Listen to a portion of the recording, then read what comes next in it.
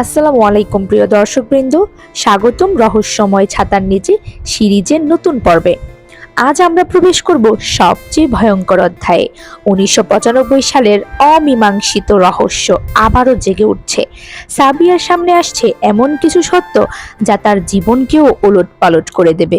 তো চলুন শুরু করি রহস্যময় ছাতার নিচে পর্ব 5। রাত তখন গভীর, শহর জুড়ে বৃষ্টি থেমেছে, কিন্তু আকাশে গড়িয়ে বেড়াচ্ছে কালো মেঘ। সাবিয়া জানে শান্ত রাত মানেই ঝড়ের আগে নীরবতা। রুমের টেবিলে রাখা লকেটটা বারবার তার চোখে পড়ছে। 1995 সালের তারিখ খোদাই করা, ভেতরে অচেনা মেয়ের ছবি, আর ছবির মুখটা যেন সাবিয়ার প্রতিচ্ছবি। ইন্সপেক্টরের তদন্ত। ইন্সপেক্টর রাশেদ ফোনে জানালো, সাবিয়া তুমি একা কোথাও যাবে না, ওই ছেলেটা বিপজ্জনক। 1995 সালের লকেটটা আমাদের পুরনো কেসের সঙ্গে মিলে যাচ্ছে। সাবিয়ার শরীর ঠান্ডা হয়ে গেল। সে তো মাত্র অনার্স পড়ুয়া, তার জীবনের সঙ্গে এত পুরনো কেসের কি সম্পর্ক থাকতে পারে? কিন্তু ইন্সপেক্টর রাশেদ আরও একটি গোপন তথ্য জানালো। 1995 সালে এক তরুণী রহস্যজনকভাবে হারিয়ে গিয়েছিল। তার নাম ছিল সাবরিনা নূর। আর সেই সাবরিনা নূর নাকি সাবিয়ার ফুফাতো বোন। সে জন্মের পর থেকেই নিখোঁজ। হঠাৎ বৃষ্টির রাতে ডাক, ঠিক সেই মুহূর্তে জানালার কাছে টুপটাপ শব্দ। আবারও বৃষ্টি শুরু হলো।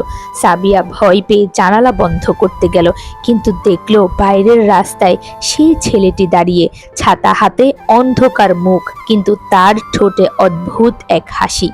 সে কেবল একটি শব্দ চিৎকার করে বলল, সত্যি জানতে চাইলে কবরস্থানে এসো। সাবিয়ার বুক ধড়ফড় করে উঠল। কে জানে, হয়তো এটাই তার জীবনের সবচেয়ে বড় ফাঁদ। কিন্তু সত্যটা জানতে হলে যেতে হবে কবরস্থানে। ইন্সপেক্টর রাশেদও পৌঁছালো কবরস্থানে।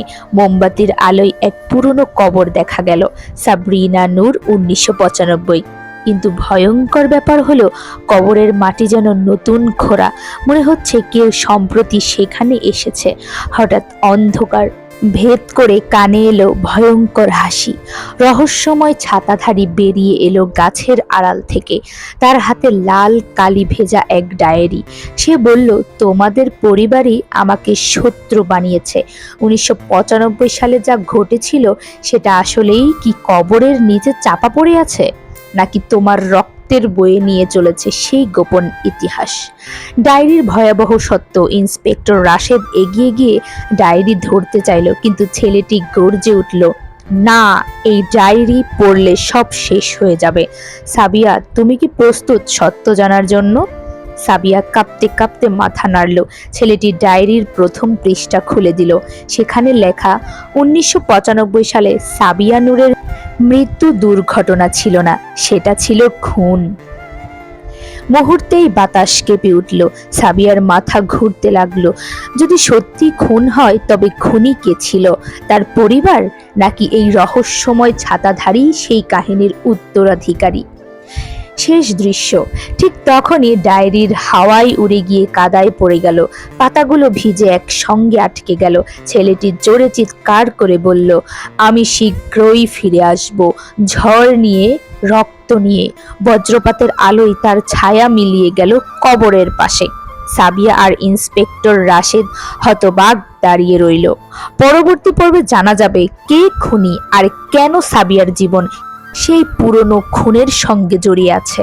এই সবকিছু রহস্য জানতে অবশ্যই পরের পর্ব দেখার জন্য অপেক্ষা করুন। এই পর্যন্ত সবাই ভালো থাকবেন, সুস্থ থাকবেন, আল্লাহ হাফিজ। আর রহস্যময় ছাতার নিচে সিরিজ পর্বগুলো আপনাদের কেমন লাগছে অবশ্যই কমেন্ট করতে ভুলবেন না।